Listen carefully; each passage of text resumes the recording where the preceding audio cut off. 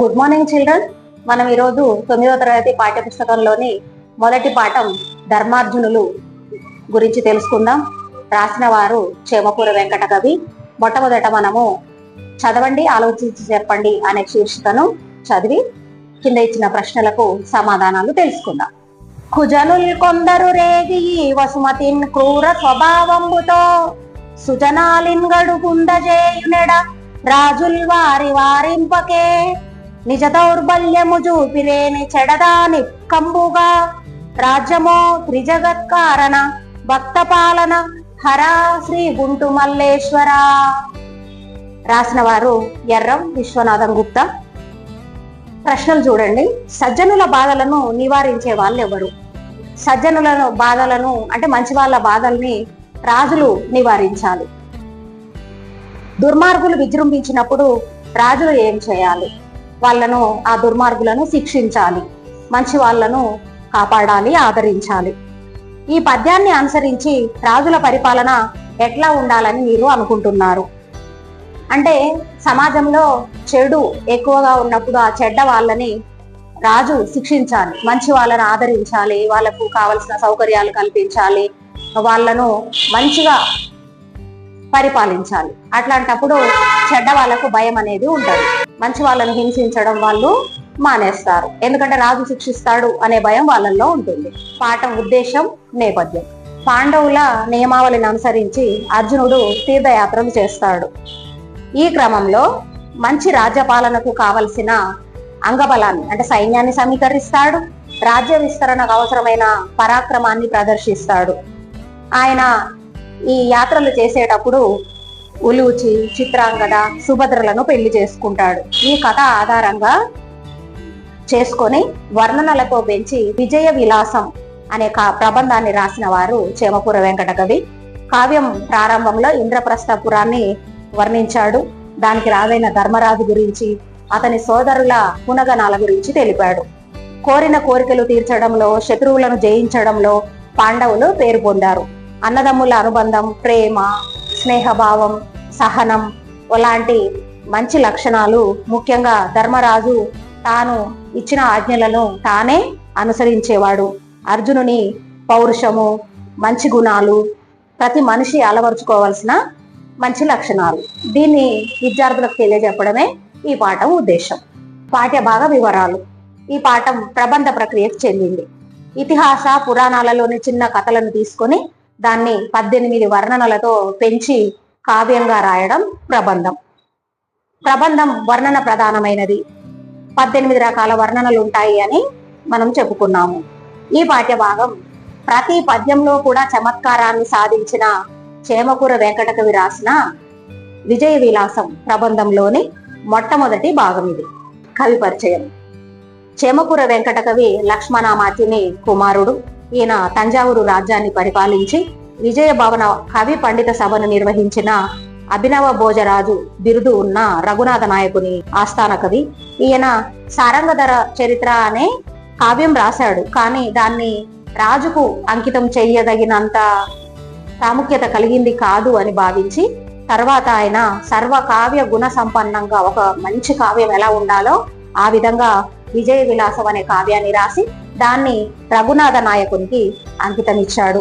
మహాభారతంలోని చిన్న కథలో కొన్ని మార్పులు చేసి ప్రతి పద్యంలో చమత్కారం సాధించి స్వతంత్ర కావ్యంగా విజయ విలాసాన్ని రాశాడు. ఈయన కాలం 17వ శతాబ్దం. విద్యార్థులకు సూచనలు.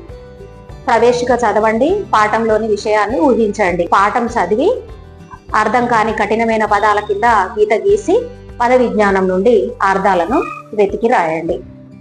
ప్రవేశిక. ప్రాచీన కాలం నుండి రాముడు, హరిశ్చంద్రుడు, శిబి చక్రవర్తి, నలుడు లాంటి రాజులు పరిపాలించిన పుణ్యభూమి మనది.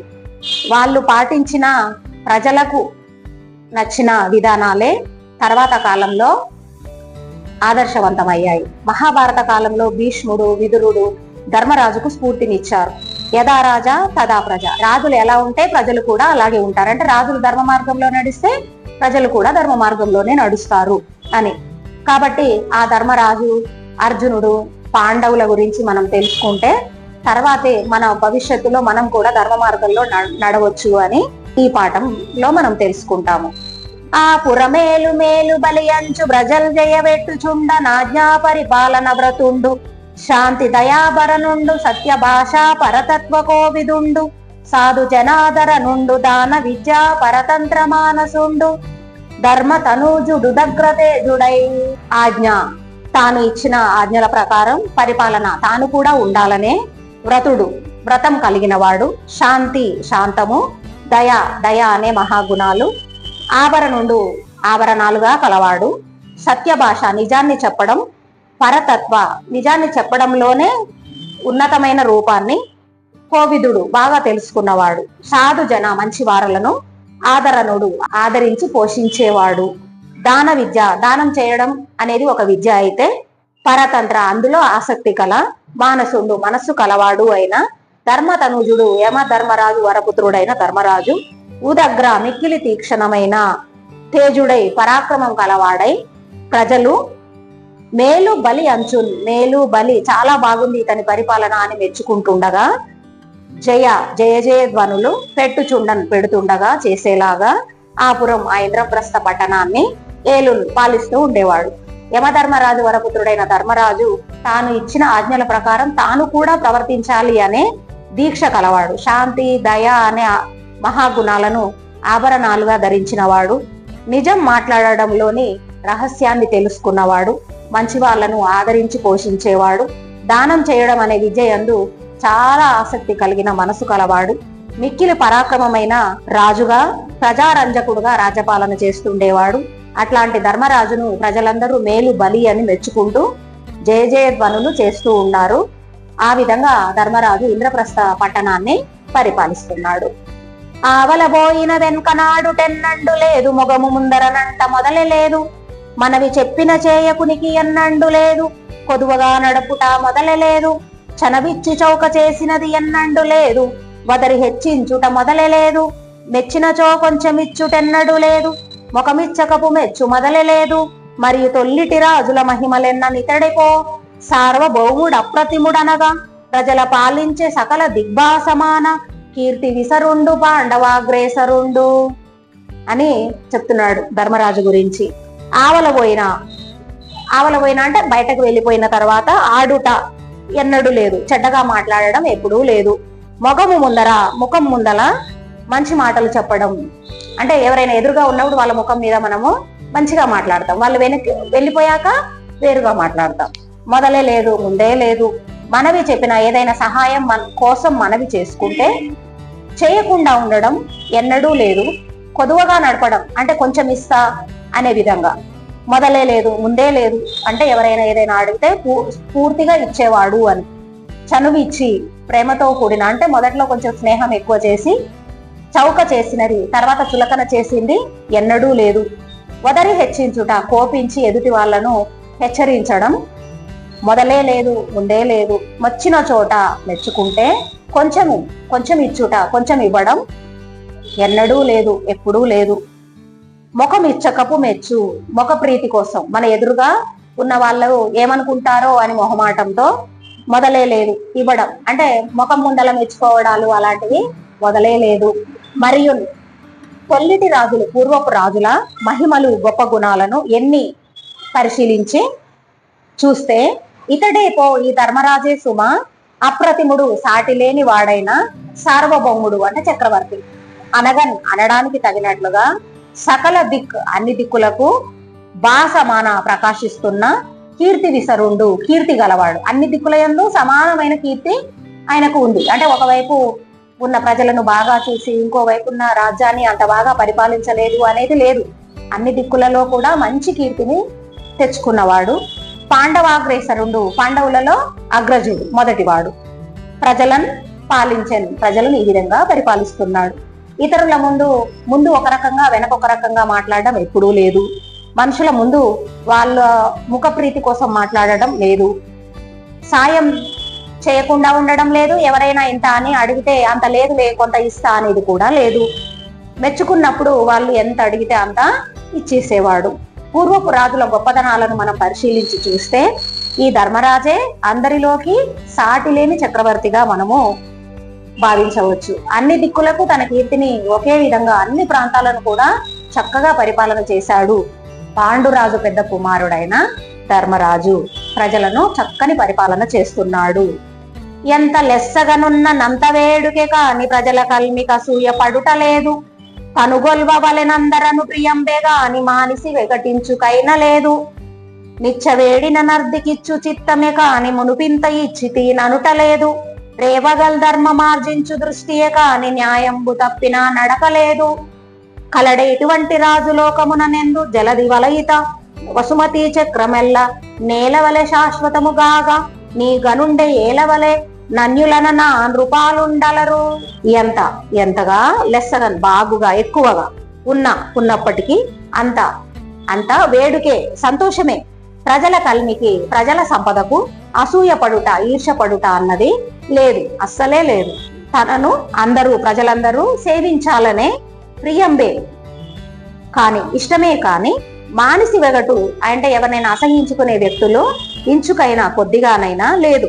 అంటే వాడిని నేను చూడను, వాడు నా దగ్గరికి రావద్దు అనే భావన ఆయనలో అస్సలు లేదు. ఇచ్చ ఎల్లప్పుడూ ఎవరైనా ఏదైనా అడిగితే అది ఇవ్వండి అనే చెప్పేవాడు. వేడినన్ కోరినా అర్ధికి యాచకునికి ఇచ్చేటటువంటి చిత్తమే కాని అంటే మనస్సే కాని పూర్వము ఇంత ఇచ్చాను, అంతకుముందు ఇంత ఇచ్చినా అని అనడం లేదు. రేవగల్ రాత్రి పగలు ధర్మము ఆర్జించు ధర్మ కార్యాలు చేస్తూ పుణ్యం సంపాదించాలనే దృష్టియే కాని న్యాయంబు తప్పిన అన్యాయంగా ప్రవర్తించిన నడక లేదు, ప్రవర్తన లేదు. ఇటువంటి రాజు, ఇన్ని సుగుణాలు కల ధర్మరాజు లాంటి రాజు లోకములో ఎక్కడైనా కలడే ఉన్నాడా అంటే లేడు అని అర్థం. జలది వలయిత సముద్రం చేత చుట్టబడిన, చుట్టూ సముద్రాలు ఉన్నాయి కదా. వసుమతి చక్రం ఈ భూమండలము ఎల్లన్ మొత్తము ఈ గనుండే ఈ గొప్పవాడైన ధర్మరాజే శాశ్వతముగా ఏలవలెన్ పాలించాలి అని అన్యులు ఇతరులు ఎందుకు వలెన్ కావలెను అనేటట్లుగా ఆ నృపాలుడు ఆ రాజు ఆ ధర్మరాజు అలరెన్ ఉండేవాడు. అంటే ప్రజలు ఎంత గొప్పగా ఉంటే ఆ గొప్పదనానికి సంతోషపడేవాడు. వాళ్ళు బాగా సంపాదించుకుంటే అసూయ పడేవాడు కాదు. తనను వేడిన యాచకులకు దానం చేసేవాడే కాని అంతకుముందు నువ్వు వచ్చినప్పుడు నేను ఇంత ఇచ్చినా అని అనేవాడు కాదు. రాత్రింబవళ్ళు ధర్మ కార్యాలు చేస్తూ పుణ్యం సంపాదించాలనే కోరికే అన్యాయంగా ప్రవర్తించేవాడు కాదు. ఇట్లాంటి రాజు లోకంలో ఎక్కడైనా ఉన్నాడా అంటే లేడు అని అర్థం. సముద్రంచే ఆవరించబడి ఉన్న ఈ భూమండలాన్ని మొత్తాన్ని ఈ ధర్మరాజే పరిపాలిస్తే బాగుండు అని ప్రజలందరూ అనుకునేటట్లుగా ధర్మరాజు పరిపాలించాడు. కోపమొకింత లేదు బుధకోటికి కొంగు పసిండి సత్యమారూపం తారతమ్యములెరు స్వతంత్రుడు నూతన ప్రియాటోపములేని నిచ్చలుండిటుల్ కృత లక్షణుండై చెలంగగా ద్వాపర లక్షణుండనగవచ్చునకో ఎల ధర్మనందనున్. కోపము ఒకంత కొంచెం కూడా లేదు. బుధకోటికి పండితుల సమూహానికి కొంగు పసిడి కొంగున మూట కట్టుకుని ఉన్న బంగారం లాంటి వాడు. అంటే ఎప్పుడంటే అప్పుడు మనము దానిని ఉపయోగించవచ్చు. సత్యం అనే దానికి రూపము, దాని స్వరూపమే అతడు. తారతమ్యములు అంటే మనుషులలో బీద గొప్ప హెచ్చు తగ్గులు తెలిసినవాడు. ఎరుంగన్ తెలుసుకోవడంలో స్వతంత్రుడు, స్వతంత్రంగా నిర్ణయాలు తీసుకోగలవాడు. ఎవరి అధీనంలోనూ లేండు ఆయన. నూతన ప్రియ కొత్త వారి యందు ప్రేమను చూపించే ఆటోపము గర్వము తొందరపాటు లేనటువంటి నిశ్చలుడు స్థిరమైన స్వభావం కలవాడు. ఇట్లు ఈ విధంగా కృత లక్షణుడై ప్రసిద్ధమైన లక్షణాలు కలవాడై కృతయుగంలో ఉండే లక్షణాలు కలవాడై అని అర్థం. చలంగగా ప్రవర్తిస్తుండగా అల ధర్మనందను ఆ ధర్మరాజు యమధర్మరాజు వరపుత్రుడైన ఈ ధర్మరాజు ద్వాపర లక్షణుడు సందిగ్ధమైన లక్షణాలు అంటే ద్వాపర యుగంలోని లక్షణాలు కొన్ని కృతయుగంలోని లక్షణాలు కొన్ని కలిగి ఉన్నవాడు అని చెప్పవచ్చు. కోపం కొంచెం కూడా లేదు. పండితులకు కొంగులో మూట కట్టుకున్న బంగారం లాంటి వాడు. ఎప్పుడంటే అప్పుడు ఉపయోగించుకునేలాగా. సత్య స్వరూపుడు, మనుషులలో వ్యత్యాసాలు తెలిసిన వాడు. మంచి చెడ్డలను తాను ఆలోచించి నిర్ణయం తీసుకోగలవాడు. స్వతంత్రుడు. ఈ విధంగా మంచి లక్షణాలు కలవాడైన ఆ ధర్మరాజును ద్వాపర లక్షణుడు అంటే 2 యుగాల లక్షణాలు కలవాడు అని అనవచ్చునా అంటే అనవచ్చు. దుర్జయ విమతాహంకృతి మార్జన యాచనక దైన్యమర్దనచన దోఖర్జులు గలరతనికి భీమార్జున నకుల సహదేవులను నను జన్ముల్. పాండవుల గురించి చెప్తున్నాడు. దుర్జయ అంటే జయించ శక్యం కాని ప్రసిద్ధి పొందిన విమత శత్రురాజుల అహంకృతి గర్వాన్ని మార్జన తుడిచివేయడానికి, యాచకుల యొక్క దైన్య దీనత్వాన్ని మర్దన నిర్మూలించడానికి, పోగొట్టడానికి చన నేర్పు కలిగిన సమర్థులైన దోఖర్జులు భుజబలం గలవారు భీమార్జున నకుల సహదేవులు. భీముడు, అర్జునుడు, నకులుడు మరియు సహదేవుడు అనే అనుజన్ముల్ తనతో పాటు పుట్టిన వాళ్ళు తమ్ముళ్ళు అతనికి నా ధర్మరాజుకు కలరు. ధర్మరాజుకు భీమార్జున నకుల సహదేవులనే తమ్ముళ్ళు ఉన్నారు. ధర్మరాజు పెద్దవాడు కదా, ఆయనకు 4 తమ్ముళ్ళు. వారు ఓటమిని ఎరుగని పేరు పొందిన వాళ్ళు. శత్రువులను ఓడించడానికైనా, యాచకులలోని దీనత్వాన్ని పోగొట్టడానికైనా ఎప్పుడూ ఉత్సాహంగా ఉండేవాళ్ళు. వీళ్ళు 4 సోదరులు ఎలాంటి వాళ్ళంటే భుజబలం కలిగిన వాళ్ళు. ఈ విధంగా మనము ధర్మార్జునులు అనే పాఠంలోని మొదటి భాగం పూర్తి చేసుకున్నాము. తర్వాతి వీడియోలో మనము 2వ భాగాన్ని గురించి తెలుసుకుందాం. నేను చెప్పే విధానం మీకు నచ్చినట్లయితే లైక్ చేయండి, షేర్ చేయండి, సబ్స్క్రైబ్ చేసుకోండి. Thank you for watching.